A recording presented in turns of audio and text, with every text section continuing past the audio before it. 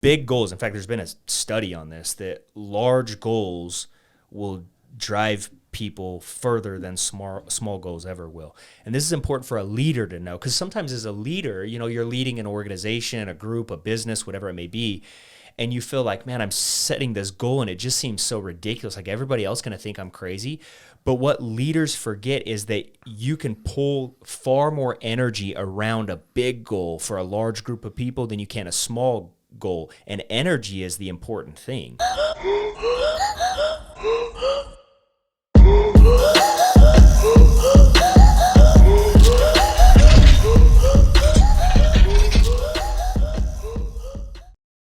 Hey guys, this episode is brought to you by Overstock Dixie. You can go like and follow their Instagram. There's new items that pop up on there every day, multiple times a day.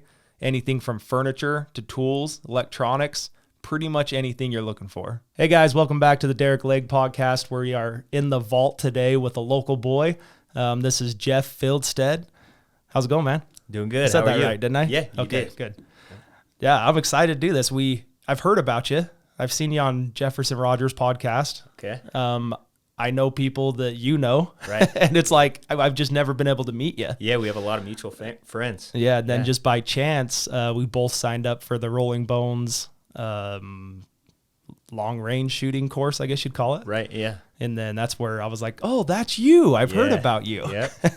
Kind of the same. I had seen your podcast as well and had watched it a bunch, and so it's cool. It's cool to be here. Yeah, and when I met you, I was like, all right, we got to get him on. So I'm glad that you were having me, man. Yeah, I'm glad you're able to do it and able to fit us in. Yeah, of course, of course. Okay, I think we've got a slew of topics to run through. I think you got a cool story. I think that you gathered discipline and life lessons at a young time in your life, younger than most people did.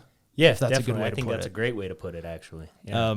And I think you were kind of forced into that. And I think there's a lot of people that maybe had a similar upbringing than you or are going through it right now. Right. So I think it'd be cool to kind of jump into some of that stuff. So we'll touch on a little bit of childhood, and then all the way up to where well, the crazy thing is you're not that old. No, yeah, I'm 36. I mean, 36, I'm 33, dude. You're 3 years older than me. Yeah. And you've accomplished so much more. Yeah, yeah, I mean, I started young. It's awesome. I feel blessed, man. Yeah. So it's been No, fun. you're in a cool spot, dude. I look up to you. I've known you, a week and a half? Something like that, yeah. I appreciate that. So yeah, let's jump into it.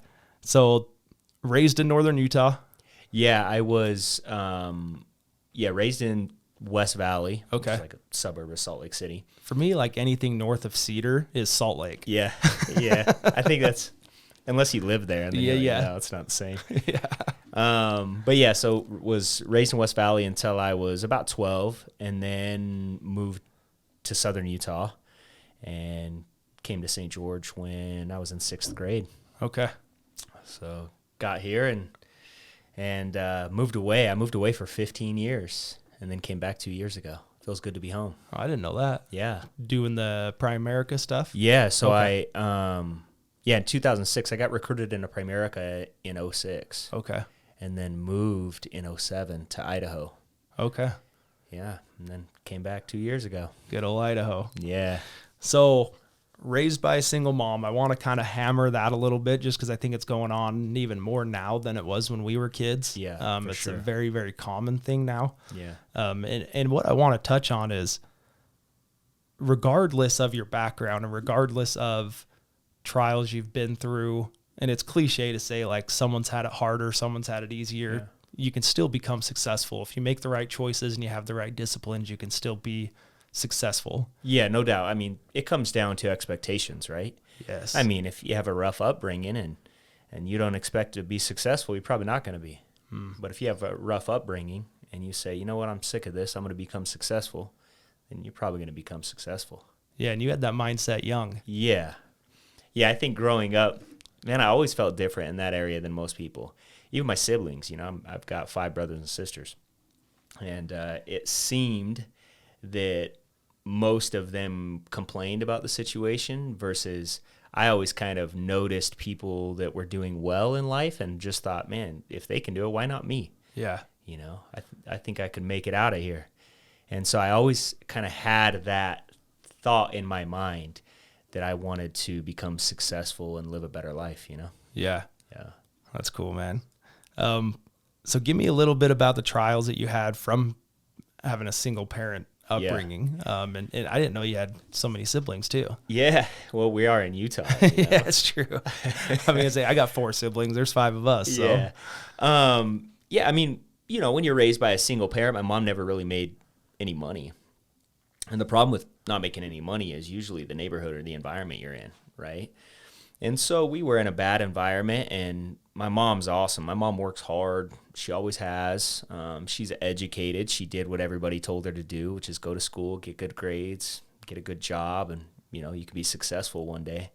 The problem is the story doesn't end right, you know, for almost anybody if you follow that. And she did. She went and got a degree, but, you know, how do you raise 6 kids on $14-15 an hour? Yeah. And you don't, right? And so we lived in a bad neighborhood, and there was a lot of, really growing up in West Valley, it was a lot of gangs at that time, a lot of gangs and violence. And I've always had a chip on my shoulder, you know? And so my mom, I think, was kind of nervous for us to be raised in that environment.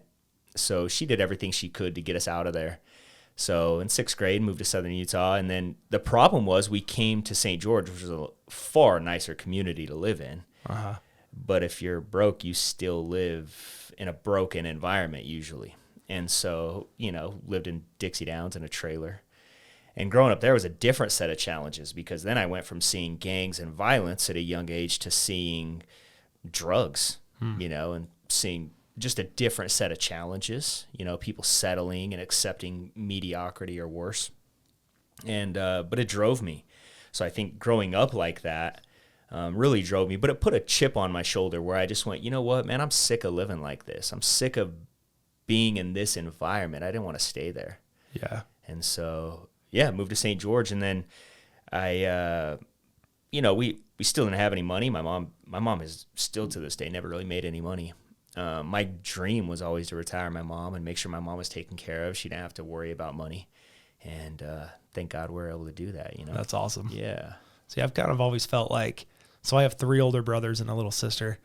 And I think because I was just at home when my parents were going through their issues and got the divorce and dad moved out. Yeah. I always felt like from that point on that I've been like, I've had to protect mom. Yep. And that's always been my thought process. And it's like, we just built a home a year and a half ago, and we built a casita downstairs, like for my mom to live there one day. That's awesome. Yeah. And whether she does or not, I don't know. It's up to her. But I'm like, here's the option if it ever gets to that point. Right. And now she works for me. We actually do a little, like a liquidation, resell. It's called Overstock Dixie. Okay. And so we buy, you know, like the pallets from Home Depot and Walmart and whatever. And I buy them. We get them to the storage unit behind the store. She breaks them down, cleans them, makes sure all the pieces are there. A lot of it's brand new. Yeah. And then she puts it all on Facebook and resells it all. How cool. And so, that's awesome. So it's kind of a cool thing to be like, we kind of just stumbled into it. Right. I had bought some stuff like that when we built our house. Yep. And then she had ended up just helping me sell the stuff so I could get rid of my storage unit. Right. And then when she sold it all, she was like, oh, that was kind of fun. Yeah. And then we made money at the end of the day. Yep. And I was like, do you want me to get you another pallet? She's cool. like, yeah. And Yeah. then within like 2 months, we were ordering like semi-loads. That's awesome. And so it just expanded fast. Yeah. But yeah, so like you're saying, I haven't retired her yet. I just gave her a job, but Yeah, but still being able to make sure she's taken care of, right? Yeah. How awesome is that? I think you said something about protecting. It's one of the things I have 2 sons. One of the things I'm always telling them is our job as men is to protect the women around us. yeah. Right? So it's kind of cool you said that. I Yeah. like it. Yeah, that'll be so I've got an 18-month-old. I say 18. I'm not even really sure how old he is. It's like I don't want to call him 1. Yeah. You know, it's like Yeah. once he's 2, I guess then you go 2, 3, 4. Yep. But anyway, that's been my thing is we only have 1 kid. I don't know if we'll have any more. Right. And I'm like, hey, like even right now he's getting into the hitting stage. Uh-huh. And so he'll walk over and just like smack you Yeah. know? And he went over and smacked my wife. Yeah. And I like grabbed his hand and I'm like, hey, if you need to hit someone, you hit me. We don't hit mom. Yeah. Like if we need to have a talk, you talk to me. You don't do Yeah. this to mom. Exactly. And it just kind of made me think like, whoa, like where did that come from? Like, it was just a Yeah. reaction to snatch his hand. Yeah, you think know? how impactful though that is on a young man's life to grow up thinking, "Hey, my job is to protect the women around me," right? Yeah. I think how much better of a world we would live in if more people were raised that way. Yeah, my dad and my oldest brother Mike definitely drilled that into us. Yeah, that's awesome. Yeah. Yeah. So you got into boxing, man. Tell me about this story. So were you just a fighter from the beginning? Were you? You know, I've always, I guess, had to have that aggression. I guess growing up in the environment I grew up in, Sure. it either, breaks you or you just get stronger. Did you like fight with siblings a lot? Was that a thing? Or, I mean, that was Not with us. really. So I kind of grew up in a weird environment. My older siblings were gangsters, so they were, hustlers, and they were raised on the street. And then I was in the middle. So I have two younger ones. Okay. And I think by the time I got to the age where I had a chance to kind of choose my direction, my mom decided, all right, enough is enough. And that's when we moved to Southern Utah. So when I got to St. George, I was angry. I was just mad at the world. And, and now I know why, because we have this low self-confidence and, all these issues I think that being raised in poverty creates, right? So got to St. George and I was with a couple of friends one day, and these guys were just talking crap, and we were in this storage unit facility, actually, or like warehouse facility, and this guy heard me and these other kids arguing and said, "Hey, why don't you guys come inside and box it out, so that way you guys don't get in trouble and you guys put on the gloves." And there was a boxing gym in there. So we went in there and we boxed that night. And after we got done, he said, "Hey, if you want to come back, I'll train you for free." So I just kept going back every day for like 7 years. And he was a good man. He changed my life. It was awesome. Bet. Yeah. So him just being able to take some riffraff in. I mean, did any of the other guys stick around, or was it just you that kind of hung on? Just me. Yeah, just me.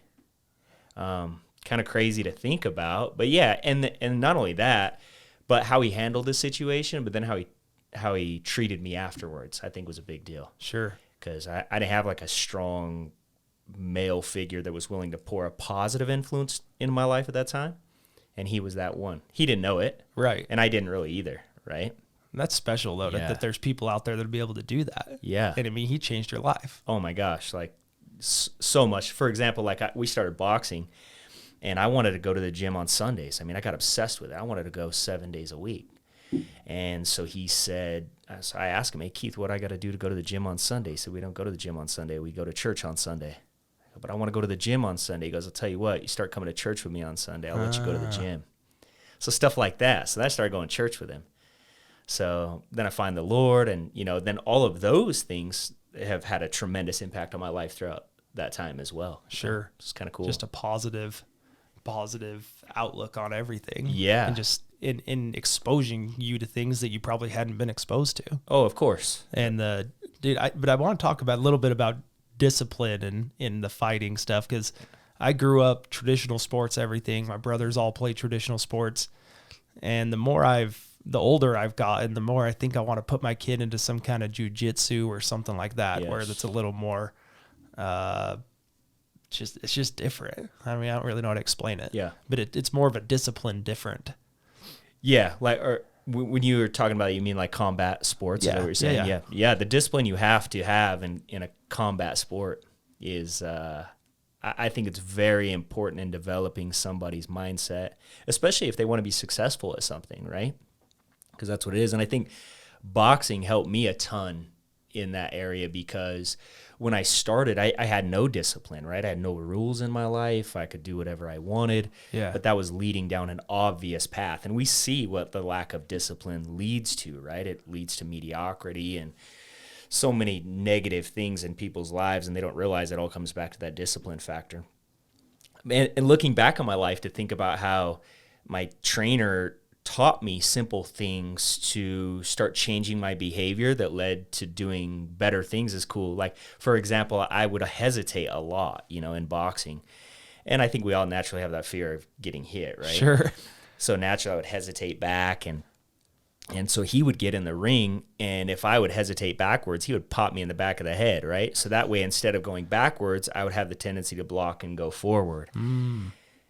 What I didn't know at the time was how much that concept would help me in business, because most of the time in life, when someone's trying to achieve success and they get scared, they retreat, right? Which was my natural tendency. I think it's most people's. But then being conditioned like that, where the threat is coming directly towards me, and rather than moving backwards, that I strategically move forward towards it, changed my life, dude, in a big way. Yeah, not even just not even straight like aggressive, but like you said, strategically being able to move forward and navigate. Yeah. And, you don't realize at the time, it's just like, man, why is he doing this? Just, but then later on in life, it's like that little thing, I can't tell you how many times came up when something good happened in life, and I went, what if I would have retreated instead of charged forward, when I got nervous or scared? And you're like, good one, Keith. Yes. Got me again. Yeah. Seriously. Good old Keith. Yeah, it's cool. And I think that's another thing, is like when we're young and there's people around us that want us to change and get better, or even not even when we're young, when there's people around us that want us to change and get better, and they encourage that, a lot of times I notice people get they get threatened, because of our ego. It's like they're telling us what's wrong with us or what we're doing wrong. And I found out that when I was younger, it would almost irritate me or frustrate me that somebody would tell me I'm doing something wrong. And now it's like I'm almost looking for it. It's like, where's that edge that I can improve upon? So, as my self-esteem has gotten better, my self-worth has gotten up, I look for those coaching moments to help me gain an edge rather than hurt my feelings. Yeah, that's interesting. Yeah. I mean, if that's just a maturity, gaining confidence. I think a self-worth. Yeah. Well, I think the whole gaining confidence and gaining self-worth is you have to do something to gain that, though. Yeah, you have to feel like you deserve it. Yeah. Yeah. I don't think people are just naturally confident. I think you have to do something to gain that confidence. Of course. Right? Yeah. And in fact, I think a lot of times when people perceive themselves as super confident, a lot of times they're not. Sure. Well, I've told the story to a couple friends where, and they can correct me, I guess, maybe behind my back, but I felt like I was the confident kid in school. Right. I mean, it was 100% fake. Yeah. It was 100% fake confidence. Still doubting yourself. Yeah, I had no reason to be confident. Yeah. Right.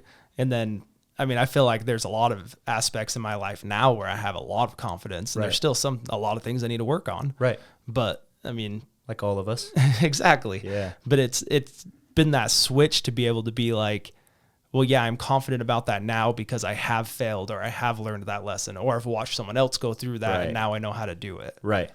Yeah, I think definitely failing forward, right? Making a mistake, getting better and overcoming it, and realize I do have the power to overcome this situation, gives you a ton of confidence and a ton of self-esteem, realizing no matter how tough it gets or no matter where I end up, I still have the ability to gain a skill, learn new things, and overcome, right? Yeah. It sounds so simple, but it's so hard for you to grasp when you're not ready to do that. Yeah, when you're emotional about it. Yeah. Because that's it. A lot of times we're emotional about it, man. Yeah. It hurts. It's uncomfortable. So going through the boxing and going through a lot of that stuff, were there things in your routine or things in your habits, things like that you had changed going? So how old were you when you were doing this? You're like 12 13. And you were there 19 or 20. Okay, so through your whole high school, everything. Yeah, it was the sport. Yeah, the sport I did was boxing. Yeah. Okay, and then did you have is it called sanctioned fights? Yeah. Okay, so you really box. Yeah, yeah.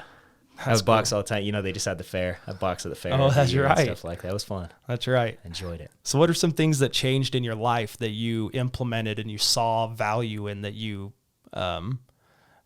the word I keep going back to is routine, just because I wrote that down. Yeah. But different habits that you had changed. Yeah, when it comes to boxing, it was like before I was doing that, I was just living life. I always had a desire to become successful financially, right? But prior to boxing, I was just kind of living life, not really knowing what I was going to do. And then when I started boxing, I kind of looked at that as here's something I can get really good at and potentially change my life. And so because I had a desire to get good at it, I started doing things that most people wouldn't do.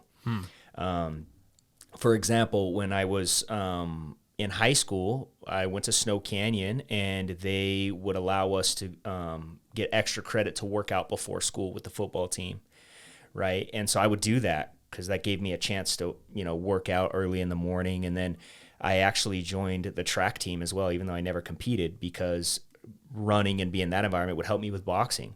So here I was doing these things before school and after school. And the reason I did that after school is because my trainer didn't open the gym until about 5 o'clock. So I didn't have anything to do. Yeah. So I still wanted to do something that would help me improve in the sport I was focused on getting great at, right? And then I would go to the gym. And so I think probably the first discipline was showing up when other people aren't there.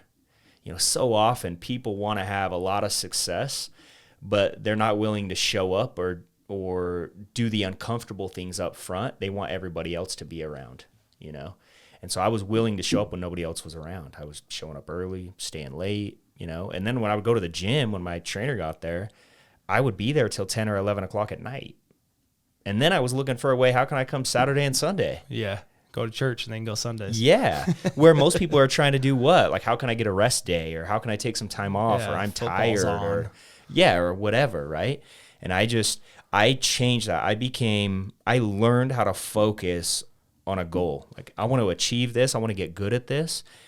And so I think the first discipline or habit I created was showing up when everybody else wasn't, beating them to the punch. Yeah, and that's important. And a lot of people aren't going to show up. So that's half the battle right there. Yeah, most people don't show up. Yeah. Yeah. So you were, if I can train on Saturday, if I can train on Sunday. Yeah. So I'm just trying to think, were you the guy that's like, well, if he's getting up at 6, I'm going to get up at 4? Like, was that your mindset? Because that's never really been mine, but. No, because I've never really cared what anybody else thought.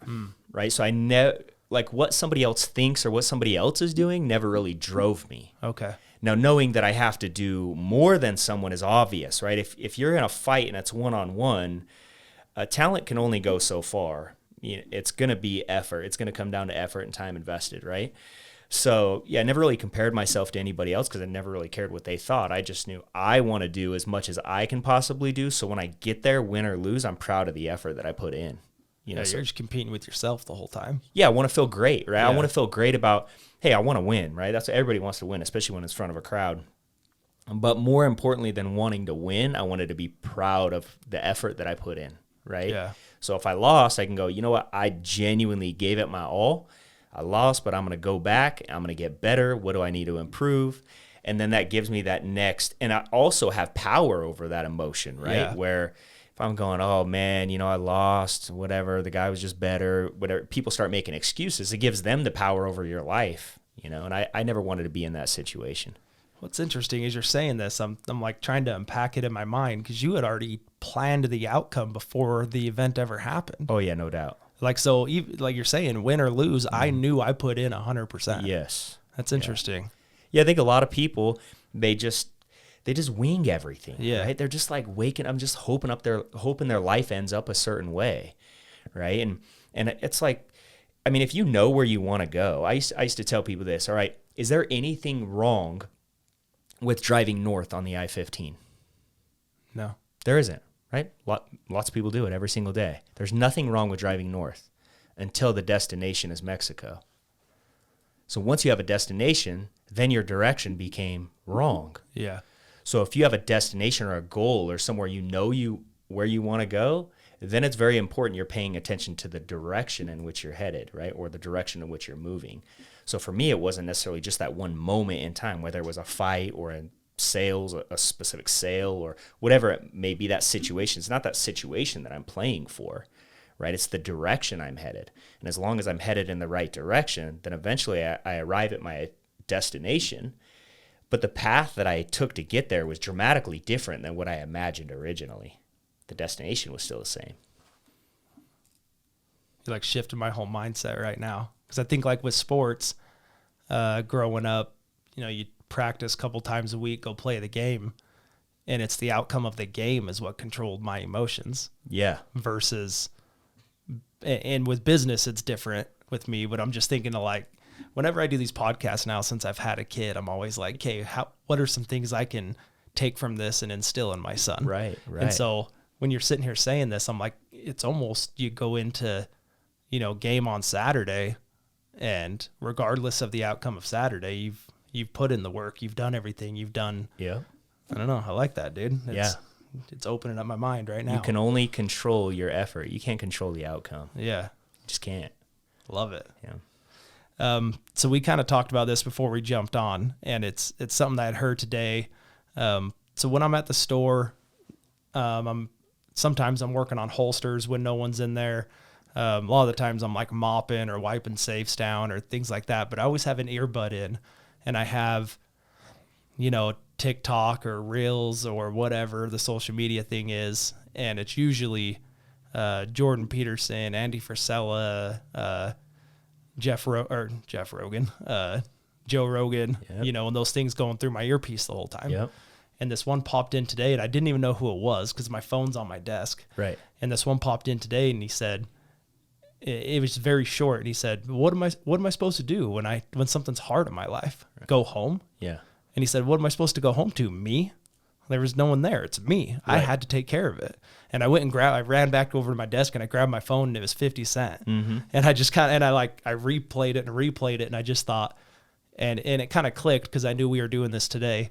And I wanted to ask you, knowing a little bit of your upbringing, and with me, I would have had my mom. So right. I can't really say that was me. Right. Later in life, I would have wanted to deal with it myself because my mom had enough on her plate. Right. And I was aware of that. Yeah. But I mean, what's your thoughts on that? Is there anything? Yeah. I mean, I think too often people are looking for someone to save them or fix their situation. Right. And yeah, I mean, in my situation, as even being young, it's like you said, who am I going to run home to? Like, what's my mom going to do? Like, how, she has a hard time. She's working her guts out just trying to put food on the table. Yeah. And, she doesn't have another second to think. So for me, it was just like growing up, I just realized I was responsible for my success. Nobody else was going to do it for me. Nobody's going to put on a platter and hand it to me. That if I wanted to be successful, I had to go out and get it. Right? Which means I had to change. I had to become a better me, that I had to learn skills, not anybody else, because anybody else that gives you something, right, was theirs to take back too. And so I've always kind of had this mindset of where if I'm in a situation, it doesn't mean I might not need a team to help me get out of the situation, right? But still, I have to take responsibility for where I'm at, and also the solution to get further down the road, whether that's out of a bad situation or into a better situation, right? That it's up to us, I think Michael Jackson had a song about that. Yeah. Do you listen to Eric Thomas at all? Sometimes, the yeah, I'll see his preacher, stuff. Right? Yeah. So he has a little saying, and I'm sure this is not word for word because I'll butcher it, but he talks about every time you've gotten in trouble, someone in your home's got you out of it. Yep. And he says, anytime something gets hard in your life, you run home. Yep.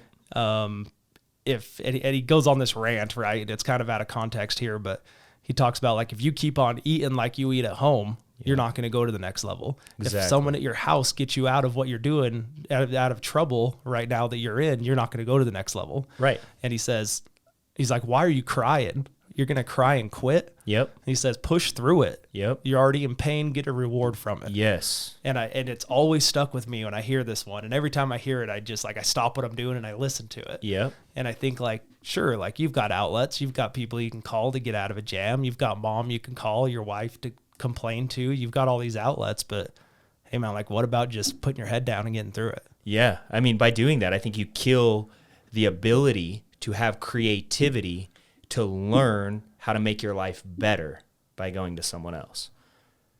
Yeah. Does that make sense? Yeah.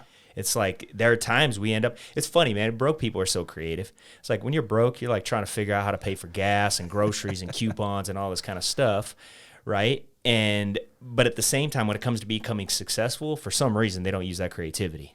Why? Because they're trying to avoid the pain. They love the comfort. They're addicted to the comfort. Yes. It's like people are always going to seek out pain, seek out comfort and avoid pain at all costs, right? And what happens is most people where they're at is painful. It's just more painful to change. It's just more painful to do something different, right? So even though they're uncomfortable, it's more comfortable than the alternative, which is called success or the unknown or achievement or drive or whatever. Yeah. It's like the whole philosophy of if you go to the gym and someone lifts the weights for you, it doesn't make you stronger, right? You can sit there and watch it all day long. Or how about the caterpillar and the cocoon? You know, you open the cocoon and now all of a sudden the caterpillar doesn't develop strong enough wings for the butterfly to fly away, right? You take away the opportunity for the strength to be built. You know, interesting. The struggle is exciting. You know, you hear all these successful people and like the joy is in the journey is bull crap, right? The joy is not in the journey. The joy is only in the journey in hindsight. That's why you always hear successful people say that, because they're proud of what they went through to get to that place they're at, right? So then you look back on the journey, you're like, man, what a ride. That was fun. It was incredible. The joy is in the journey. No, it's not. The joy is in the destination, but all the things you're remembering and the lessons and the opportunities you had to get stronger and to get better were during the times where it was hard, right? And so I think that as you become successful, you appreciate the opportunity to make hard decisions and take actions that are going to change your life in a positive way, not knowing the exact outcome. You're just willing to let it make you better in the process, where most people avoid that because they're worried about what people are going to think about them or what's somebody going to say or what if you fail or whatever, right? Yeah, what's it going to look like when I fail? Yeah. And I used to always tell people, well, the worst thing has happened. If I try this and I fail, the worst thing that happened is I end up like you. You see what I mean? Like, yeah, it's so like true. It just sounds stupid, right? When like people try to tell people that they want to go do something great with their lives or they want to take their life to the next level, and then people like try to talk them out of it. It's like, well, just think about it. If I do it, we're here, like not you and I, but if we were having a conversation, most people in the world, right? And someone's trying to talk someone out of going for it. The worst thing that happen is I end up like you. Yeah. Then we're just sitting here having this conversation. Yeah. You know? Yeah. It's like, what's the worst that's going to happen?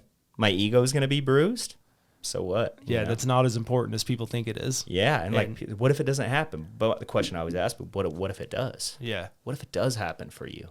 Like, isn't that worth all of the uncomfort, the late nights, the early mornings, the, reading, the self-improvement, the, networking and meeting new people and all the things you have to do? Isn't it worth going for that in just for a shot or just a chance to make your dream life happen? Like, wouldn't you be much happier if you knew you went for it versus you just thought, man, I was scared, so.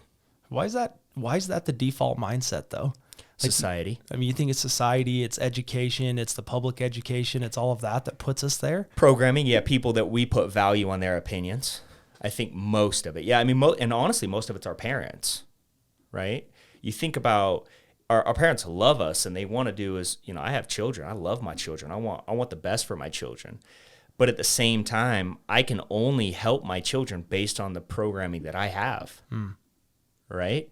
And so that's most of our parents. So usually you see that generationally, this is why people look very similar when they come from a family, because they have similar actions. Their diet's the same. They live in the same area of the country. They talk a certain way. They do certain things. They turn out very similarly, right? Their lifestyles are very similar. And that comes from programming. And we're always seeking nostalgia from, when we're a child. It's funny. I always talk about, when you're broke, you hate your neighborhood. You're like, man, I can't wait to get out. I never want to come back. Like when growing up in St. George, I couldn't wait to get out. And I always told everybody I'd never move back. Here you are. Here I am, right? The legends are a little different than Dixie Downs, though. Yeah, totally different. And then how much more I appreciate living here, too, right? Yeah. But I think growing up, my perspective was just so different than as you surround yourself with successful people and you start changing your perception of what's actually happening, then obviously it changes the outcome dramatically. So, yeah, a lot of us are taking our advice from our parents. When I got started in business, everybody told me, why don't you just go to college and get a real job? Well, imagine if I did that, right? So I'm 36. So if I did that, I might have been maybe I graduated college at 23, 24 years old. So I'd been working bachelor's degree. Yeah. So I've been working in a career for 12 years and maybe I might have made $100,000 a year if I was lucky. So if I'd have made $100,000 a year for 12 years and I would have saved half of it, right? Which nobody does, but yeah. Yeah. I mean, $600,000. I'm still going to work till I die. You know what I mean? So I think that for me, I always am willing to challenge my perspective, but also the people's around me. It's funny because the other day someone said, man, do you really believe what you're saying? We're having a conversation. And I go, no, I don't. I just wanted to see if you believed what you were saying.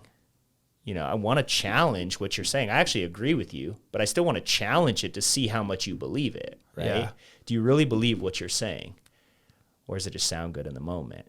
Right? So a lot of times when you're on a journey to success and, you know, you have these people around us like our parents or teachers at school, I had some phenomenal teachers in school that really made a positive impact on my life.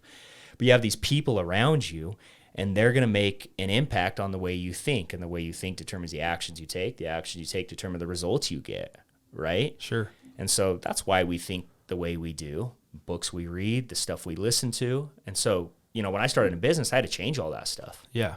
You know, and it changed my life. See, and I was extremely lucky. I had my mom that was always, because I was always like the pushing lawn mowers down the street, trying to see if I could mow people's lawns for $8 or $10. Like that was who I was growing up. And my mom always encouraged all of it. That's so and cool. It was never like, people, you know, the TikTok stuff or the Instagram stuff. It's like when people telling you can't do it and your mom's saying this and your dad's saying that. And I'm like, dude, I never had that. Yeah. You know, like my dad helped me build a lawnmower so I could go push down the street to mow lawns. Yeah. You know, and there's always that. My mom had a business when I was young.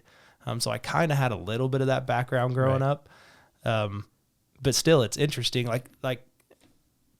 Like you're saying, well, what if it does work out? Yeah. Well, what if it does happen like you're thinking? Yep. And all anyone ever focuses on is the negative. And I get pitched stuff all the time. Yep. People call me up, dude, I was thinking about doing this, you know, and this and this and this and this. And they unknowingly, they go down this negative path. Yes. You know, and this is what will happen. And if I fell on this, and I'm going to have to take this loan, and I'm going to have to, and I'm like, yeah, but what if it works? Yes. And so when you said that, I'm like, I've had that conversation too many times. Right. And I'm not even great at having it with myself. Right. You know, because I'm programmed that way also. Yeah. But it's interesting that everyone's, and I've had this recently. That's why I was like, why is everyone always so negative about it all? You know? I mean, with all these, you drive down the street, look at how many businesses there are. Right. That's someone that took a chance. That's someone that had a risk. That's someone that doubted themselves. That's someone that took a loan. That's some, you know, whatever the instance is. And, you know, I mean, these businesses, especially in St. George, some of these businesses have been here for decades. Yes. You know? Yeah, it was just someone willing to try. But I think it goes back to expectations, right? Like I've always said, I think the worst place that a child can be raised in America is middle class. Because it's never too bad, but it was never that great either. Just good enough. Yeah. Right? And that's a hard thing. Because usually you and honestly, like my story, you hear a lot of success stories similar to mine, right? Like, dang, life was hard. In fact, a lot of books you read, I always joke around and say nobody reads Paris Hilton's biography because it was like, started rich, still rich, still doing rich. Pretty good. Yeah, you know. And of course she has struggles and things that she's going to have to go through as well. But most of the time you hear those stories of somebody who started, it was really hard because they didn't have another choice, right? And so I think that's why you hear that story so often is there was no other choice, sink or swim, go for it, succeed or don't succeed. And people go, wow, look at where you came from, look at where you started. Where I actually really respect people who came from an environment that wasn't that tough and succeeded. Because where was the desire born?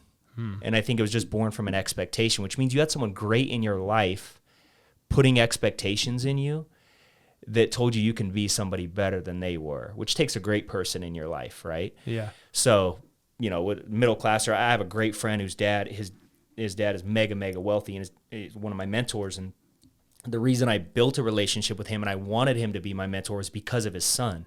His son is my age and his son was raised mega wealthy. And I watched his father pour into him, right? Financially, he played basketball, so his dad would buy him floor seats at every Michael Jordan game. Michael Jordan was his hero, so he literally sat on the floor, watched Michael Jordan play every game and all these things. Then he grows up and becomes this incredible man, right? Builds an incredible business, great family. And you go, okay, I watched his dad give him everything. And as we see that, usually what do people say? Oh, they're spoiled. Well, spoiled is something that goes rotten, right? So people always say, oh, your kids are spoiled. My kids aren't spoiled. My kids are blessed, right? Because spoiled goes bad. And so I watched him grow up, become this incredible man after his dad had just poured everything into him. And I went, it's all because of expectations. You know, he rose to the level of expectation that his father had in him. So it didn't matter if he grew up wealthy, didn't matter if he grew up middle class, or you grew up broke. At the end of the day, what are your expectations for your life? And what are you willing to settle for? You know? Yeah. If you have high expectations, you're probably going to do something pretty big. You told a story on Jeff's podcast. I think it's the same guy about the Transformer Camaro. Yep, that's him. Do we tell that real quick? Because I kind of want to play off of that. Will you tell it real quick? Yeah, it's amazing. So yeah, he was young, and they were driving down the road, and Transformers had just come out, and Bumblebee was a yellow Camaro, and they saw in front of the Chevy dealership the yellow Camaro sitting out front. And his son, he was only 13, I think, 13 years old, and his dad goes, "You like that car?" So they pull over, they buy it just to park it in front of the house, just so he could have Bumblebee at his house. But it's so what did that do for him though, is like visualizing that all of the time? You know what I mean? Like, do you think that kind of shifted something with him, or why did his dad do that? I don't know exactly why, but I know from looking from the outside and saying, what do I think? A lot of things. If you want something, you can get it, period, right? If there's something you have a desire for in life, you can go get it if you really want it. I also think that it showed his son options, right? That when you have money and you're successful, it gives you options. Yep. So many people have this argument about happiness and wealth. I'm like, what are you trying to prove? Like, what are you trying to prove by saying, oh, well, money doesn't buy happiness? What's your point? Oh, you don't have one. So you're just trying to justify why you're broke. Really, right? Let's just be honest here, right? I don't care how much money you got. You should, but I don't, because you don't pay my bills, right? So I think those few things that really taught him, I'm sure that he would say the same thing, that, you know, you set a goal, you go after it, you get accomplishment, it gives you options in life, you can get whatever you want. And also I think it probably taught him to dream big. It probably taught him to think like, man, how much more could I do in life? If it was that easy to drive buy this car that I thought was so cool from a movie and accomplish that. And you know what's crazy is, you know how this story came up, and I learned this story was because I bought an Audi R8, which was one of four, and it was in, I think, Iron Man, or it was in, that actual car was in one of those movies, right? And so that's kind of how that story came up. And I just thought, like, how cool is it? You know, I grew up in a trailer in Dixie Downs. Never would I think that I'm buying an exotic car that they're using in a superhero movie, right? For expectations. But yeah, so I think it taught him a lot of those great things, and just watching the man that he's become and the father that he's become and the husband that he is, it's awesome, man. We try to do this, this is kind of where I was kind of going out with this. So we try to do like a friend's vacation once a year. We try to do it twice a year, but it seems like I'm the only one that ever plans it because it's important to me for some reason, right? And I love Duck Creek. We've got an acre in Duck Creek, and we're about ready to be able to go up to it. The road's finally dry. But we did a cabin trip up there, and I rented the biggest cabin we could find. And I had a friend that was probably a little more worried about money than I was. And we're splitting it like 7 ways, right? So like, this is extremely affordable. And for what we got. And he's like, man, do we have to get one that's that big? And I said, dude, I want to get one that big because I'm gonna build one even bigger. And but I don't know what one looks like. That's what I told him. I said, I don't know what one looks like. So I have to be able to go to one and do it and be a part of it and have it in my memory and have all this stuff. So I can build one like this or bigger. Exactly. And when you first got here, you were talking about planes. And it's same thing. Like, I hear Andy Frisella talks about every night he would sit there and he would picture himself pulling up to the airport in his Lamborghini. And he's even like naming the types of materials that are in the Lamborghini. And as he's stepping onto his private jet, he's naming like the colors of it and the materials of it and what it felt like holding the rail. And that's where it put it into me of like, well, if I want these things, like a vision board's great. Yep. You know, doing these things are great, but like I want to experience it, and I want to know what it felt like and what it was like waking up in that cabin in the master bedroom and sitting out on the deck and having a fire going, and like I wanted to have that experience, so I knew what it was like. Yeah, I think that's important, because then it becomes important to you. And I've always told people, you're never going to have anything that's not important to you. I don't own a motorcycle. You know why? It's not important to you. If it was important to me, I'd own one. Dang right you would. Yeah, you see what I mean? Yeah. Like, so I don't own one. So if, so to your friend's statement, isn't it sad that we live in the wealthiest country on planet Earth, and we have all the opportunity in the world, and that people will still make statements not realizing how limiting that is to their life? Do we have to get something that big? No, you don't have to. Just like, you don't have to go to work today. Yeah. You don't have to make any money if you didn't want to, right? You don't have to do anything. You get to, right? You get the opportunity to live an incredible life. You get the opportunity to become successful, give your family a dream life. You get the opportunity to build a big dream cabin up in Duck Creek. No, you don't have to, right? You get to, but that all comes to the thing, is it important to you? If it's important to you, you'll have it. If not, you won't. Yeah. So I think that concept right there is so important to me, because your life is a reflection of what's important to you. I can tell you what your values are, right? I can look at somebody, I can spend 5 minutes with somebody and figure out what their values are very quick, because their life is a reflection of it. Yeah. So do you do that stuff with your kids? I mean, did you guys buy a boat? Yes. Or a yacht? Yep. So do you have these thoughts when you're having these experiences with your kids and doing stuff like that? Yeah. So with my kids, I've always done stuff like goals. For example, my kids, we homeschool them. So we wake up, we do goals every morning. So we write down our goals. We say our affirmations. Okay. So I teach my kids very positive habits, and then how to manifest things that they want, and then even creating plans. So my oldest son, he's 7 right now, and he's like starting to fall in love with sneakers, so I'm starting to teach him, like, all right, if you want sneakers, and they're $200 or $300 for a pair of sneakers, you can get them. There's nothing that stops you from getting them. Yeah. And so let's make a plan. Here's your goal. Here's your plan. How are you going to make the money?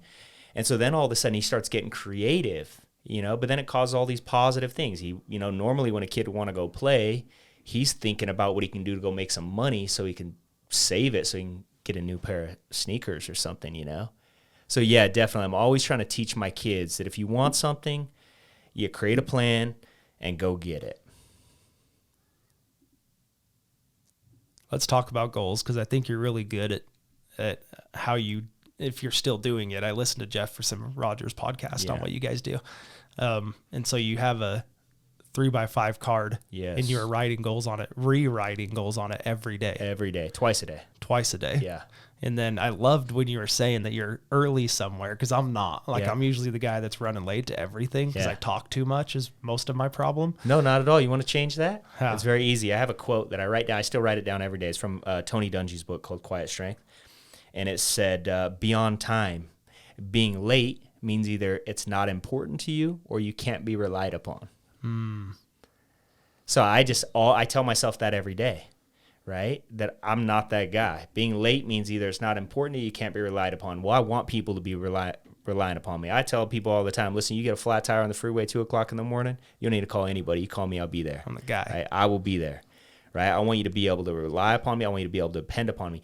And I also want my wife and my children seeing me do that for other people that I care about, because then they know deep down, like, hey, if we ever need dad, he's going to be there. Right? So that to me is like very, very crucial, but it's an easy thing. I've told myself, because I used to be that guy. I was always 15 minutes late, Now I'm always 15, 20 minutes early. Yeah. Yeah, I've lacked on it the last couple of years, because I felt like I was always really good. I was really punctual at everything. Yeah. And then, just last couple of years, I think I've just got too many irons in the fire as part of it. Yeah. Because I'm always just like bouncing between everything, trying to put out fires everywhere. Yeah. But anyway. Hopefully that helps. So what you were saying is you would get somewhere early, and you would have time to pull out and review your cards during the day. I mean, we're talking like multiple hour times. to hour type of thing. Yes. Yeah. So what we do is, first of all, I have this process that I go through with kind of like write your obituary. We get one chance at life. So, Derick, I would sit down with you and just say, all right, if I'm speaking at your funeral, what do you want me to say? What are the accomplishments of your life? And so, a lot of times people don't know where to start. And so I go, okay, let's start with this. Like, if you're going to have a book about your life, what section of the bookstore do you want it to be in, right? Do you want it to be in the drama section, like most people's? Do you want it to be in the personal finance? Do you want it to be in the adventurous? I mean, what section? What do you want your life to be like, right? And so once you decided, like, all right, this is what I want my life to exude, right? Then you can start building a life around that and who you want to become and what you want to achieve. So once you start looking at that, the end of your life, looking back and saying, this is the life I want to develop, then you can really start creating plans. And I think, starting with a 10-year plan at least, 10 years out, because you got to have time for your efforts to compound. And I really think people, they underestimate what they can accomplish in a decade. I mean, it is amazing what somebody could do with their life. I mean, somebody could be listening to this right now, broke, nowhere to live, homeless, and 10 years from now be a multimillionaire and selling a company for 9 figures. Yeah. It's very possible for somebody to do in a 10-year period of time, right? And tens of thousands of people have done it. Sure. But you've got to have that desire, right? You've got to have that expectation. And so you start, let's say it's a 10-year goal, and then you break that 10-year goal into smaller, maybe a 5-year and then 1-year goals to lead up to that, right? It's like the whole concept, how do you eat an elephant one bite at a time, right? Yeah. And so once you have a 1-year goal, so I'm big on every single day going over my 1-year goals. So every day I'm going to go over that, and then constantly I'll be going over my long-term goals, but the 1 years are going to get me to the 5 and 10 and ultimately my life's purpose, right? Right. Which reminds me, my mentor early on told me, he said, Jeff, you got to have one goal in your life that will drive all areas or drive you to accomplish and win in all other areas of your life. So I'm like, dang, like that's a hard one. Like, how do you have one goal in life that drives everything? And so for me, I was like, you know what? I'm going to have a 100-year anniversary. I got married when I was 20 years old. So in order to have a 100-year anniversary, well, first of all, I got to live for a long time. Yeah. Right? Yeah, like when you're getting your sandwiches when we're out eating or out shooting, you got to just pull the meat out. Yeah. See, so this isn't something I just say. It's something dude. I do, right? I believe you. So, yeah, so I've got to live for a long time. So that's why health has become such an important thing to me. But then I got to have a lot of money, because in order to live that long, you've got to have a lot of money. Sustain. Yeah, I've got to make a lot of money. But then I got to have great marriage, So I've got to work on my marriage, and I got to be a great father. So it's like that one thing caused me to do all these other things in my life that challenge me to excel or get better in all these other areas of my life. So it's cool. So then I break that down into a 1 year and then quarterly, so I can check up quarter by quarter to make sure I'm on track. And then I'll break it down to 1 month, 1 week, and then what I need to do daily. So here's what I need to do daily. And then on my day, I've always broken up my day into 2 full-time days. Like all these employees that work 8 hours a day, I'm like, what do you do with all your extra time? Like 40 hours a week? Like, why do you think you deserve to be successful with 40 hours a week? I mean, it's crazy to me. So I always broke up my time 2 days. So I would leave my house in the morning. And my goal is to be at the office at 8:30 or 9 o'clock. I've never been this, you have to be up at 5 a.m. to win. That's a pile of it, because there's a lot of people that don't. But I would be at my office at 8:30, 9 o'clock. I just wanted to be the first one there. And I knew my guys usually would show up around 9 o'clock in the morning. So I've got to be there 8:30 or before, right? I'm going to set the environment, the tone for the office, and turn on the music, get the lights going. When people show up, I want them to know we're ready to go, And then I would work until about 1 or 2 o'clock, and I would go to the gym, work out, re-shower, and then get ready for my night.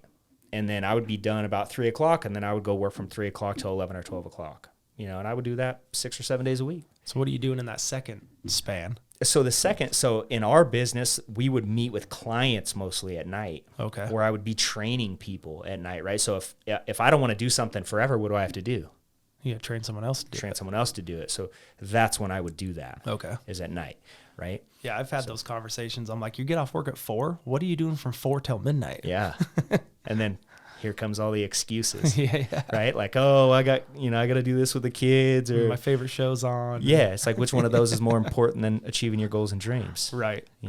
Yeah, I've had that conversation too often. Yeah. And you stun people. Like, what do you mean? I've already worked 8 hours. Yeah. I'm like, you know how many hours are in a day? Seriously. You know how many times you can work 8 hours? Yeah. That's all? Just 8? Yeah. When you're talking about the environment that you grew up in versus the environment you're having your kids grow up in. Yeah. That was something that was important to me. So I grew up in Washington. Okay. And we're like the old part of Washington. And when my parents got a divorce, I took the house over. Okay. And so I rented out all the rooms. I lived in the master, rented the rooms out. And Then when I got house hacking before it was popular. Yeah, I didn't know I was. I was just trying to pay the bills. And then when I got married, we kicked all the roommates out. And then we had this way too big of a house for my wife and I. Right. And I loved Washington. Grew up there, knew everyone. Most of the neighbors were the same neighbors when I was 7, you know? Right. So I lived in the same house from when I was 7 to when I was 31 or 32. Okay. And I never moved out. My brothers all moved out, came back and forth. I never did. Well, I shouldn't say that. I don't think Adam ever came back. Went to college and came back. Yeah. But anyway, when we were deciding to try and have a kid, not that there's anything wrong with that neighborhood, but I was just kind of looking around and I thought, you know, the highest income here is maybe 6 figures, right, and lower. A lot of school teachers, a lot of great people. I hate talking about this sometimes. I'm not trying to downplay those people. Well, you know 'cause why? they're great people. Well, I think society gets offended because you have higher expectations. There's nothing wrong with not wanting the life somebody else has and not wanting your kids to live that life. There's nothing wrong. There's everything wrong with somebody trying to make you feel guilty and why you should justify it. That's exactly what it is. Yeah. But my mentality is almost still Washington. Yeah. And I'll explain why. So it was important to me, like, okay, if we're going to have a kid, I want them to grow up in a different environment. I want them to be around higher earners. I want them to be around, and my wife's a nurse practitioner, so she is a higher earner. Yeah. And the people she associates with, works with, everything, they're all higher earners. Right. They're all educated. They're all everything. Yep. And her whole family's highly educated. I mean, I guess they're all high earners compared to like the average household income. Right. So anyway, I thought, okay, maybe it's time to move. Maybe we need to build a house. And we had thought about buying a house for a long time, but we were waiting for the market to crash. Yeah. Right. And I was like, okay, I'm done waiting. It's time. Yeah. Like let's make a move. And so we went and started looking at lots. And like, long story short, we ended up buying a lot in Tonnequin Terrace. And then we built our house is 5,700 square feet. Yeah. And we unfinished the basement and we have the casita downstairs. That's the only thing that's finished. And I kind of look around now and we go to church and I'll look around while we're at church and I'm just like this is the environment I had pictured of bringing my son up in. Yep. Of course. And that's why you're there. Yeah. And it's like you were saying, it's possible. And it's, you project these things and I didn't even know it was a goal. Right. Or it was something that was important to me. Right. And then when it was gears in motion immediately. Yep. And then, we were 2 years and we made it happen. Yeah. And now he's going to grow up in a different neighborhood and have different experiences. Yes. How awesome. Yeah. And so. But you believed you could do it. Right. Yeah. Most people don't believe it. I always tell people, you're never going to outperform your beliefs. You know, if you don't believe you can, you won't. See, and I feel like, well, so over the weekend we had a safe sale. We did 9 safes in 2 days, which is really good for our store. Awesome. My wife, nurse practitioner, she just started a IV and Botox side business. Okay. So she had an IV party. Okay. And so she gets home that night. She did IVs for 10 people. We had this safe sale. We had sold more that one day than we did in the prior 2 weeks. Awesome. And so we're sitting there just kind of talking about our day. And she would be super embarrassed that I'm going to say this, but she's very, very humble. I'm not. Awesome, she is. And so we're sitting there talking and she's like, man, we're a power couple. And it just made me think, like we are, Yeah. and it's okay to be. It's awesome. And I mean, she's worked her trash off to get to where she is. Right. I mean, she was 26 and had her master's degree in nursing. Heck yeah. And that whole, the college and, I mean, you probably need to go to college to be a doctor, or be a provider. Sure, yeah. That's important. Yeah. And then I took a whole different route of couldn't wait to get out of high school and build my own thing. Right. And I'm tying this back to the kid. So it's going to be cool to be able to show him both of these routes. Yes. And say, hey man, if the college thing, if these things are what you want to do and this is what you want to build, this is what you can do. Right. And your mom did it. Right. If it's not, and you want to go your own route and bet on yourself and, Yep. it might be a harder route. Yeah. You got to have Yep. a lot more self-belief. You have to have a Yep. lot more things, more discipline. Yes. Not saying that this route isn't, but I've lived this life, so Yes. I can speak on it. To be able to show him the roadmap of both ways, I think is important. Yeah, it's awesome. I think it gives them choices. Yeah. Right. And options. And, so many people, they have these preconceived notions about their way is the best or the only way. Like, whether it comes to investing or, someone should go to college or shouldn't. And the fact is there is no perfect way. There's just the way that, you have the desire to go achieve, right? How cool is that, your kids will get that. My kids won't. I went to college for 2 weeks, and my wife has more college than me. But neither of us graduated college. I never did good in school. And I think my son, he's 7, but he wants to be an architect right now. That's his thing, Cool. So, yeah, I mean, I think how cool is it that you can, provide a great example for your children with higher expectations, showing them that anything is possible in a far better environment. It was like for me, the hardest thing for me being a father is telling my wife all the time, I say, look, how do I instill that killer instinct, if you will, into my children? Because I had this stay up late, wake up early mentality where you'll never outwork me. And it wasn't like stage talk. It wasn't when people are around. I mean, legitimately, I was outworking everybody. I mean, there was nobody working harder than me during the time where I was getting wealthy, right? Yeah. And, so it paid off, but I think what a cool example that you'll be able to set for your son and saying, hey, look, you want to be an entrepreneur and work 80 hours a week so you don't have to work 40. You can do that. Or Yeah, make less money. yeah, or like my son where, I think right now he wants to go to college, and I want to support that, even though that's not the route that I took. But Sure. The hard part is how do I keep that hunger? How do I give him that hunger? I think it's just this dichotomy of, you find that hunger when you're broke, you still have it when you're wealthy, but then the children, a lot of times you see wealthy kids and the parents stole the hunger from them. And I think that goes back to earlier, we're talking about who you run back to, right? Where parents always feeling like they have to, pick their child up from falling or whatever it may be, in the world today, put on a mask or whatever it may be, right? Stop someone from taking risks, right? Well, you have to. If you want to achieve anything, you're going to have to take some risks. Sure. And they should be calculated. You shouldn't be stupid about it, but you got to be willing to take some risks, I think with our kids, it's like, you don't want to see your kids get hurt. And Yeah. you want to see them succeed and win and say, like, oh, man, it hurts. It's uncomfortable. Maybe I can take the pain for them, but it's the exact thing we have to do the opposite of. Let them go through the pain. Let them go through the trials. Let them go through the struggles. But so much better if they get to do it in a good environment. Sure. Where people around them are believing in them and pushing them up and telling them they're amazing, they're incredible, you can accomplish anything, versus the environment, I was growing up in. Yeah. See, in my example growing up was my dad had a bachelor's degree in science and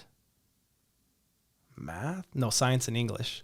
Okay. And he was a UPS driver. Oh, wow. And so my thing was always and he was paid student loans off until Yeah. he died. Mm-hmm. And I'm like, I had a very, very negative outlook Yeah. to college. I think that's a pretty common result, though. Yeah. Let's face it, right? True. That's most people. Today still. I eat out a lot at nice restaurants, and 99% of the time I ask the waiter or waitress if they have a degree. And the majority of the time it's yes, and the majority of the time it's I wait tables because I make more money. Yeah. And Well, and that was him. I mean, Yeah. UPS drivers are paid well. Their insurance is top notch, and he had 5 kids to take care of. yeah, And so he was going to be a teacher. right. And so doing that versus being a teacher, it just didn't make sense. Yeah. Yeah, and I think that brings up this whole thing about expectations, right? Because, in our life is going to be a result of our expectations, right? So I think as I hear that story of your dad who wanted to be a teacher, but, he had expectations where he wanted to make more money. And then I hear you say, oh, well, it was pretty good. And then we have to ask ourselves, compared to what, right? So I think that's one thing I just wanted to bring up, because one thing I'm always telling my wife, like whenever anybody's talking or we hear something or, someone makes a lot or whatever, I'm like, compared to what or compared to who, right? So what are we comparing against, right? I never compare myself to someone because I don't know their story or whatever. Yeah, been through different things. But I do want to compare what I desire versus somebody else's results, because if they've done it, so can I, right? So those people inspire me, where I look at somebody's life and go like, dang, I've got to get on it. I need to make some more money. I need to do something more with my life. And I think having those people in our lives are crucial if we want to achieve anything, is asking compared to who, compared to what. Yeah, I've caught myself doing that a lot more lately too, and I think it's because a lot of our friends are getting into careers, getting at our age, or the last couple of years. That's where I've kind of noticed me saying stuff like that. Yeah. It's like, well, he's going to make a lot of money. Yeah. Compared to what? Yeah, exactly. Compared to who? Yeah. Or I just don't think he's very happy. Yeah. Well, compared to who? Right. Exactly. Or their relationship. Well, compared to who? Exactly. And it's all perspective. It's all relative. It's all whatever word you want to put to it. Yeah. I mean, what do you want out of life? Yeah. Right? What do you want out of life? You want to make 6 figures and you can live on that and be extremely happy? Great. Yes. I mean, that's not what I want to do. Right. But if someone does and that's how they run their life, great. Right. Yeah, there's nothing wrong with it for you, but there's everything wrong with it for me. Yeah. Right? Yeah. I want to build a big cabin in Duck Creek. I can't really do that on $100,000 a year. Exactly. Exactly. There's nothing wrong with that, right? How awesome. Right? I think I just feel so blessed to be able to live in a country that gives us the opportunity to where we can not only have conversations like this, but we can legitimately go out there and accomplish anything we want. Yeah. And I think at the end of the day, if anybody in America really would just say, I'm sick and tired of being a victim. Life's not happening to me, it's happening for me.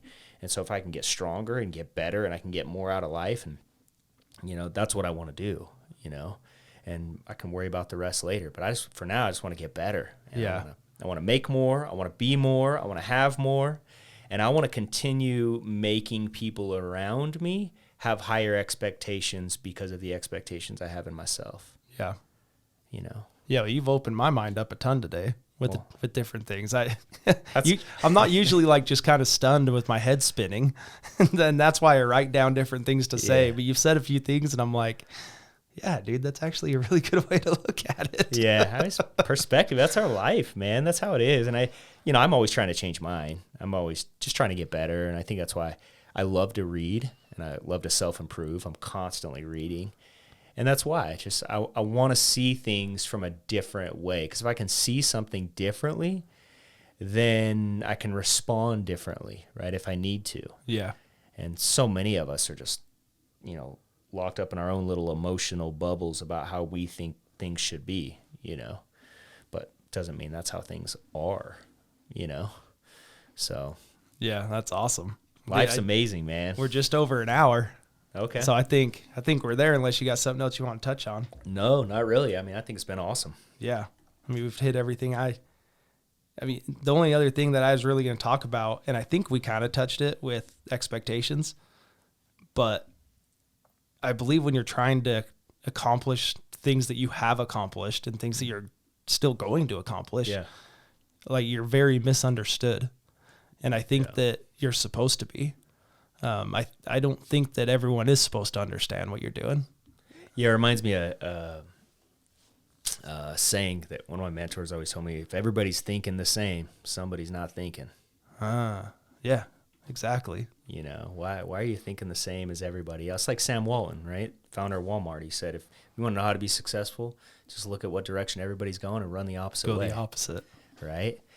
And, we lived in Vegas for 10 years, and we lived in a high rise on the Strip, so we're like right on Las Vegas Boulevard. And in the morning, everybody would be going to work. And I would tell my wife, it's like almost like that they open up the corrals, and the cows just move on, like, moo, on their way to work. They're not thinking about it. And then at night, and I always was just focused on going the opposite way, like legitimately. I mean, in real life, I would say, all right, if traffic's going that way, I want to go the other way. Yeah. And I think that doing that metaphorically in life leads a lot of people to great places, and you have to be willing to be misunderstood, as you have said. And I think you're only misunderstood by people who haven't succeeded yet, right? But you're very understood. This is why when you meet somebody who's had some success in any area of life, right, and you meet them, it's almost like you have this camaraderie or this like, this, in the streets, they always say like game knows game, Exactly. Yeah. And it's like when you succeed, it's always like you speak this language that somebody's been there, and you kind of have this like, brotherhood, if you will, of, man, I know you've been through the fire too, Right.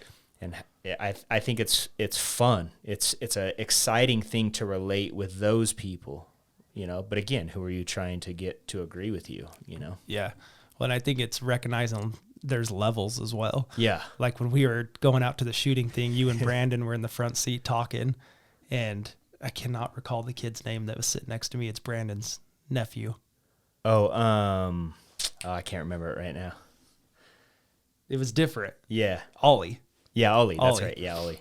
So I'm sitting there, and you guys are talking back and forth, and like I understood what you guys were talking about, Yeah. but it was way over his head. Yeah. And it just made me think like, there's different seasons, man, and there's different levels. Yeah. And I turned to him, and he's like looking at me like, do you have any idea what they're talking about?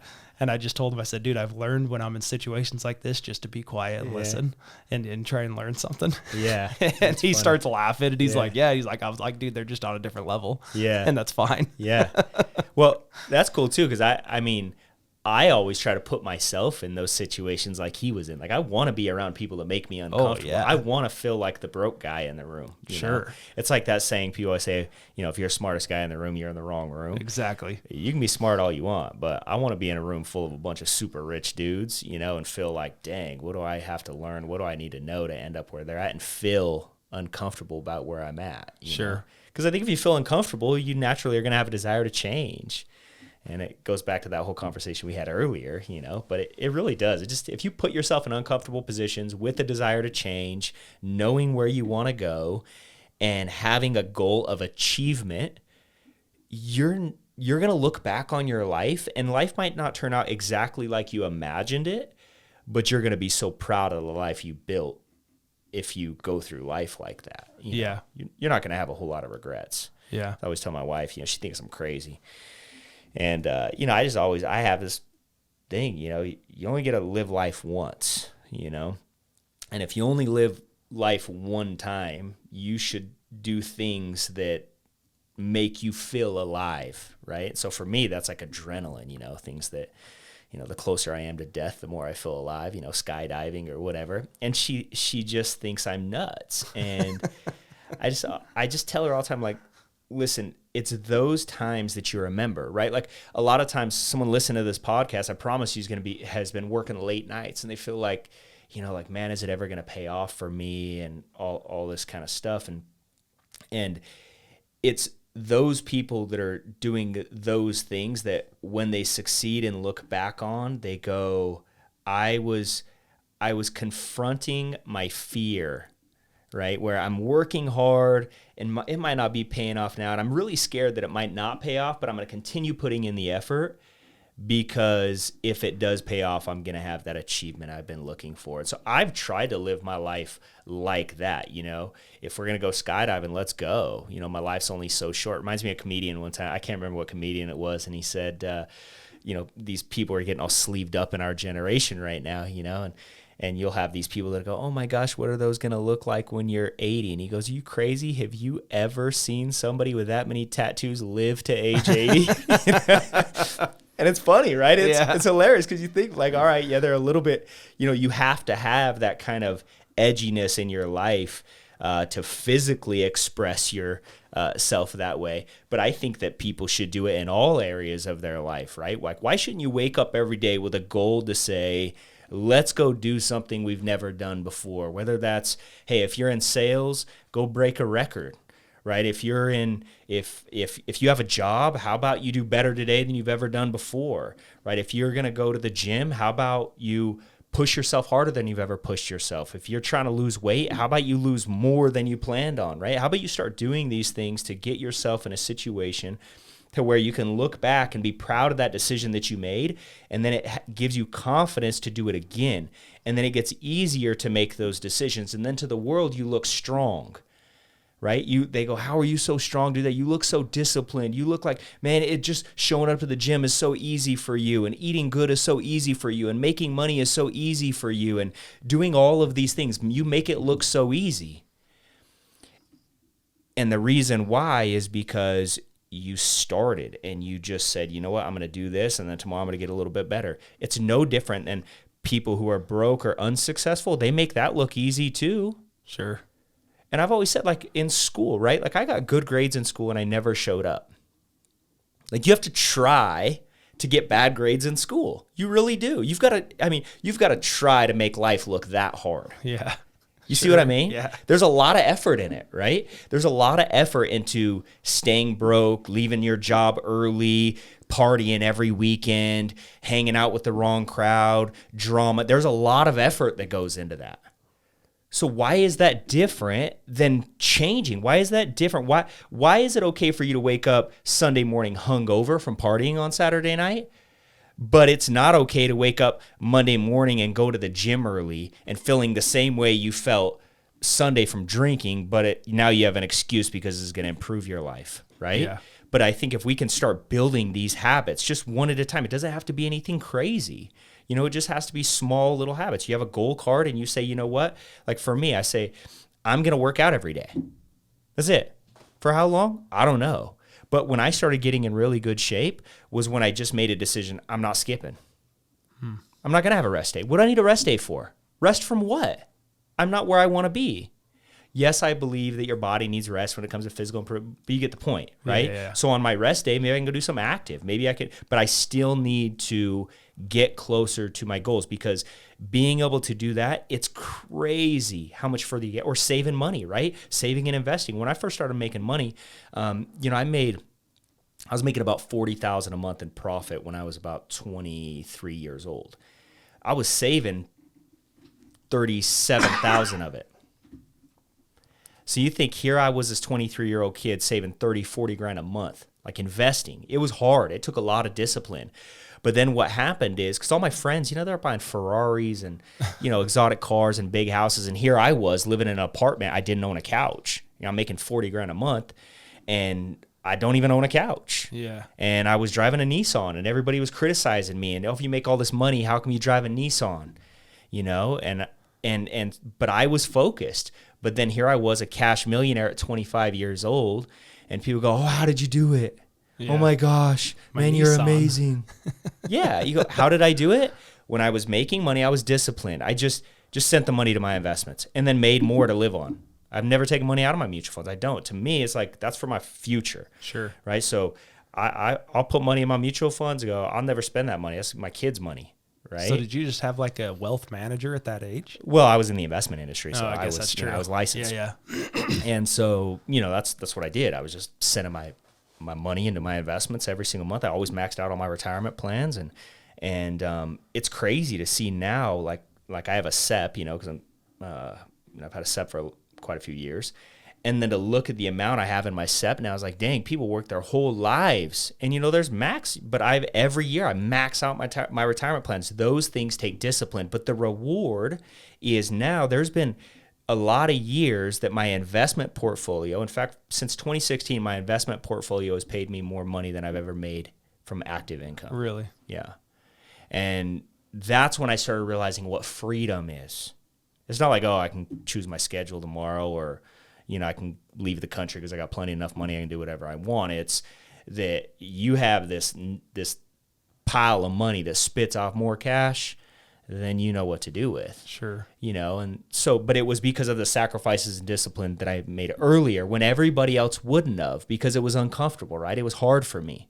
It was hard for me to stay, and I would do things to put myself in these situations. Like, I didn't want to go home because I knew if I went home, what am I most likely to do if I go home? Watch TV. So what'd I do? Give away my couch. Didn't own a television, so I didn't want to go home. I didn't have anywhere to sit. So people go, you're crazy. Well, what's crazier, working at a job for 40 years until you die, or working your guts out for 5 or 10 years and getting free? Like, to me, I'd much rather do that. Sure. You know what I mean? But these little things that seem easy, because they are, right? Like, if you're working and you just send a little bit more money to your investments, it's an easy thing to do, but it's also easy not to do. It's easy to wake up 30 minutes or an hour early to go to the gym tomorrow. It's also easy not to do. Yeah. It's easy to choose grilled chicken instead of fried chicken, but it's also easy not to do. So these little decisions we make on a daily basis take us to somewhere we want to go in life, right? And so our life right now is a reflection of all these decisions we've made. And so if we want to change our life, we just start changing those decisions. We want to change those decisions. We pay attention to the input. Like, what are our goals? What's causing us to take these actions? And most people don't have any goals. So the person causing them to take action are their friends, family, and boss, right? And so they're achieving everybody else's goals, not even realizing there's people around them using them as a tool in their life, not in a bad way, but using their efforts and energy and time to achieve what they want. And this person that's being used isn't having any achievement at all. And then they wonder why depression is at an all-time high, why people have anxiety and they feel like they don't have control over their lives and all of these things. But imagine how great our country would be if we started teaching children how to set goals, how to do affirmations, and telling people, like, my children, I'm incredible, I'm happy, I'm healthy, I'm wealthy, everything I touch turns to gold, I love people, people love me, right? And you start telling yourself these things, eventually your children start to believe it, right? But you had to do it first to believe it enough to start pouring that into other people. And so these small little things that when it comes to success, it doesn't take a lot to become successful. It just takes simple changes on a daily basis that compound over time, and they look really hard when you see the big result. But if you really knew how little it took, everybody would do it. And then I think what happened for me is I started seeing people that had a lot of success. And what I imagined is like they were super wealthy. And I went, you know what? They're not any smarter than me. Yeah. They're not any better than me. They've just done what they've done. They've gotten really good at it, and they've done it for a long time. And I think I could do that. And it gives me hope. And so that's always my goal, man, is I want to give people hope. I want people to, when they come in contact with me, or I have someone who has a relationship with me, that they feel better about their life because I was a part of it, right? And if we could do that for everybody, how awesome would life be? Sure. Yeah. So everyone would be moving forward, be positive. Yeah, man. Last thing. If you go back and change anything, would you? No. I mean, it's kind of like that whole, I would change one thing, and I would dream bigger. When I started in business, I grew up in a trailer, and I don't know, it was $10,000 it was worth or something like that, maybe, Sure. And so I never saw anybody have big success in life, so I didn't really believe. So I said, when I started in business, I said, I'm going to be a millionaire by the time I'm 30. And that seemed like so far to me. But that's 10 times or 100 times what other people think. Yeah, you right. You know what I mean? It is, but for me, it was like, man, it seems so big, right? To become a millionaire at the age of 30. And I did it at 25. And when I set the goal, it seemed beyond achievable. Because I set it, I had 10 years to do it. And in order to do that, if you're going to invest in, let's say you're going to invest into a mutual fund that does 12%, you're going to need to save $4,250 a month, right? So you invest $4,250 a month at 12%, you're going to have $1 million in 10 years. So first of all, I got to know that number, right? I knew that number, but then how am I going to save $4,000 a month, right? Then I still got to live, and I got to pay my taxes, I got to do all this other stuff. So it seems so far away. But then when I hit it, I went, what if my goal was $100 million? Right? Right. How much further could I have gotten? How much bigger would I have thought? Right? Because it doesn't take any, when it comes to a business, for example, large transactions that happen in business take the same effort as small transactions. Yeah, you're right. So what happens is, because we have smaller thinking, we focus on the smaller transactions that yield smaller results, even though it's a result and it's positive. But if we had thought bigger and we'd have focused more, and we took these large transactions and we believed we could do it, and we believed it could happen to us, and we believed we deserved it, and we believed we could develop the skills to put ourselves in those positions, then odds are we're going to have far bigger success with the same amount of effort. So I think if I was going to change one thing, it would be to dream bigger, because I genuinely think I worked as hard as I could have. But if I'd have dreamed bigger, I'm sure I would have saw things differently. Yeah. Because I've done a lot of research into goals and like if the small obtainable goals are better than the 10x goals, and the back and forth on that. And I think at the end, I've just come up with, so if 100 million would have been your goal, and let's say you only hit 20 million, well, it was more than one. 20 times better than I had. Yeah. Exactly. And I think that's kind of what I've settled on is like, well, people need small obtainable goals. And I don't know, like sometimes I think, I think it depends on where their self-worth. Yeah. Where their confidence is, where their self-worth is, where that level is. And maybe they need to start with a couple of those to kind of pogo them into being able to do those big goals. Right. But I think once you get to that point of you've achieved a few things and it's possible, then it's almost lofty, unobtainable goals are better. Yeah, of course. I think that big goals, in fact, there's been a study on this, that large goals will drive people further than small goals ever will. And this is important for a leader to know, because sometimes as a leader, you're leading an organization, a group, a business, whatever it may be, and you feel like, man, I'm setting this goal and it just seems so ridiculous. Like everybody else going to think I'm crazy. But what leaders forget is that you can pull far more energy around a big goal for a large group of people than you can a small goal. And energy is the important thing. And so if you can get a big group of people super energized around a very large goal, which is easier to do than a small goal, odds are you're going to have a lot more success. But it's hard for us to feel like we should say it, and it's okay, right? It's okay to confess that we're going to do these giant things. Yeah. And I think it all starts from our level of expectation too, because like I say, I grew up in a trailer. I thought $1 million was all the money in the world. Yeah. That's like there's probably not anything left for anyone else. Yeah, right? And now it's like, dang, there's so much money to be made in this world. The life you can live is absolutely incredible.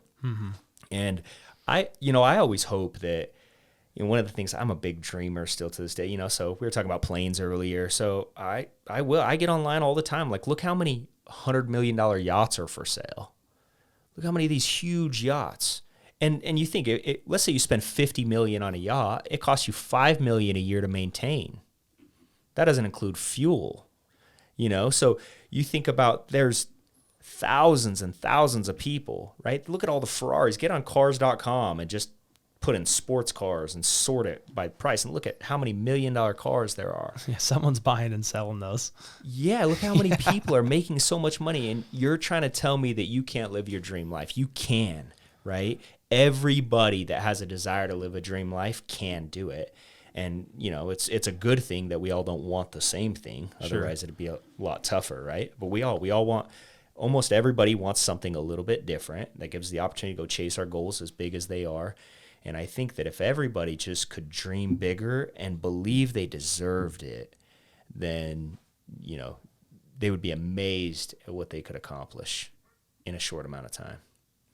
Because that's one thing I'm always trying to do, is challenge my level of belief to where, man, you could do something bigger. You can get more out of life, and there's levels, right? You get to a certain place, like we had $1 million at 25, and then I didn't feel any different. The next day I felt exactly the same. It wasn't like, oh, now I got $1 million. I'm a millionaire and I feel different. I felt exactly the same. Nothing changed. And you went to work. Yeah, exactly.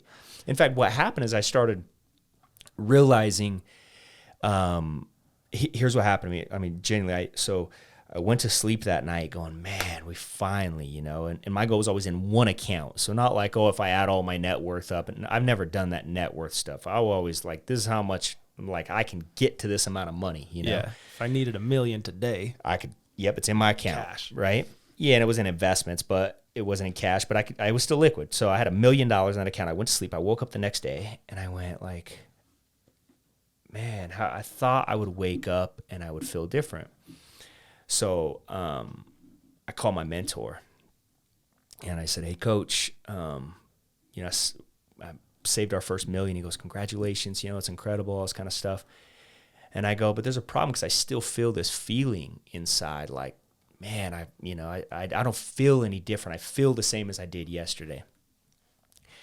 And he goes, so you got that feeling in your gut. And he goes, "Describe it." And I go, "It's like, it like hurts, man. I'm like scared. I'm like, I'm just like, every day I wake up scared. I feel like I'm not good enough. I got to get better. Is it going to crumble? What's going to happen?" I have, so every day he goes, "Oh, you feel that?"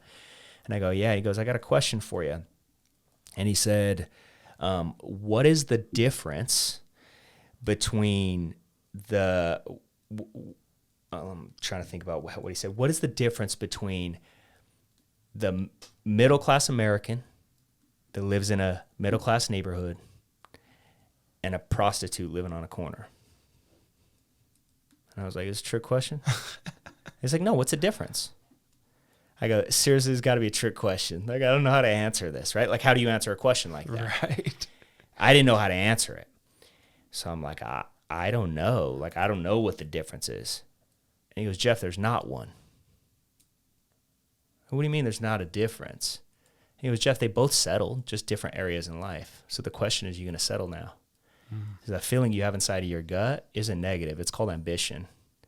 And so the question is, you going to let that continue to drive you to go get more, or are you going to settle like everybody else does?" So that hit me, dude. I'm like, dang, I never forgot it.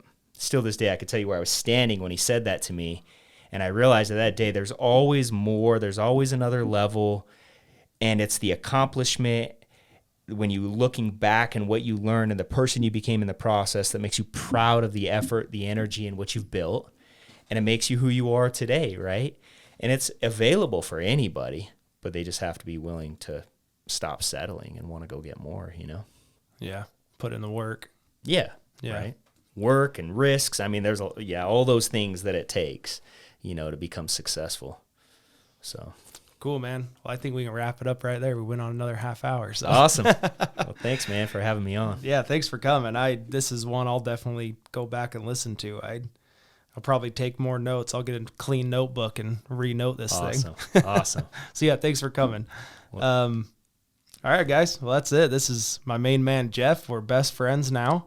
So when he goes out on his yacht, he'll have to see if we're available. Always. What's the vacation place you told me? Eleuthera.